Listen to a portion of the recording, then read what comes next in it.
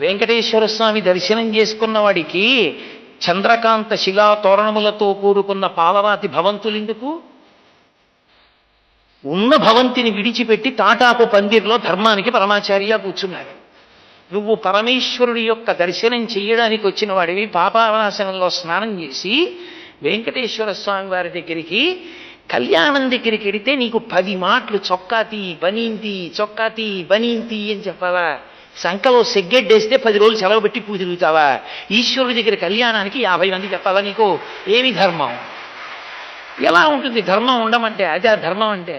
ధర్మం అంటే ప్రవచనాలు కావు, ధర్మం అంటే పూజలు కావు, ధర్మం అంటే దర్శనాలు కావు, ధర్మం అంటే ఉత్సవాలు కావు, ధర్మం అంటే శ్రీవారి వస్త్రాలంకార సేవ టికెట్ ఎన్నేళ్లకు బుక్ అయింది కాదు. ధర్మం అంటే సభలో ఎంతమంది బొట్టు పెట్టుకున్నారు, అది ధర్మం. ఇక్కడ బొట్టుంటే ధర్మమునందు అనురక్తుంది. పునర్జన్మ యందు విశ్వాసం అన్నది అని. నేను పునర్జన్మ సిద్ధాంతాన్ని అంగీకరించానన్నవాడు బొట్టు పెట్టుకుంటాడు. పునర్జన్మ సిద్ధాంతం దేని మీద ఆధారపడింది? కర్మ మీద. నేనేం చేస్తున్నానన్న దాన్ని బట్టి నాకు మళ్ళీ జన్మ. కాబట్టి నేను ఒళ్ళు దగ్గర పెట్టుకుని వేదాన్ని ప్రమాణంగా చేసుకుని ధార్మికంగా బతుకుతానని ఒప్పుకున్నాడని గుర్తు బొట్టు. అది లేకుండా ఎన్ని లక్షల మంది తోసుకుని వెంకటేశ్వర దర్శనానికి వెళితే ఆయన సంతోషిస్తాడు. ఎందుకు ఆ దర్శనం? కవర్ల నిండా బొట్టు పెట్టుకోండా, ఓర్ల నిండా బొట్టు పెట్టుకోండా. వెడుతున్న 100 మందిని తేరిపారి చూస్తే 5 మంది బొట్టుతో లోపల పెడుతూ ఉంటారా?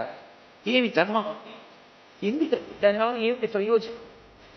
నేనంటాను, మీరే ఆలోచించండి.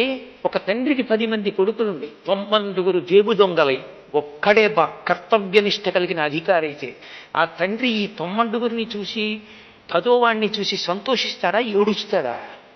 కలిపురుష ప్రభావం ఎలా ఉంటుందో చూడాలి అంటే నీకు భక్తుల యొక్క నడవడి వలన తెలుస్తుంది ధర్మం.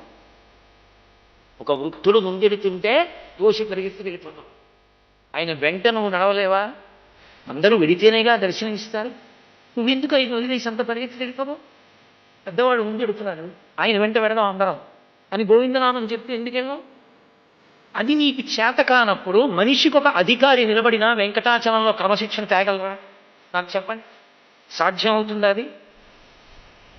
అసలు క్రమశిక్షణ అనేది ధర్మాన్నే ఆశ్రయిస్తుంది. మీరు ఎక్కడికి వెళ్ళండి ధర్మాన్ని ఆశ్రయిస్తుంది. మీరు ఒక పెద్ద వటవృక్షమై 10 మందితో సంతోషంగా ఎప్పుడు ఉండగలరంటే ధర్మము చేత.